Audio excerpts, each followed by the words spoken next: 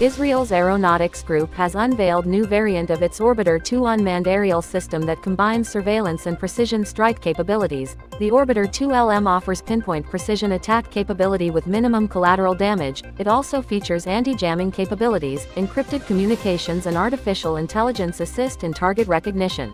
German defense giant Rheinmetall has introduced hybrid of PZ.87 tank and Skyranger 35 air defense turret at Su34 2024. Equipped with single-barrel 35mm cannon, it offers a rate of fire of 1,000 rounds per minute and is capable of countering subsonic cruise missiles and kamikaze drones.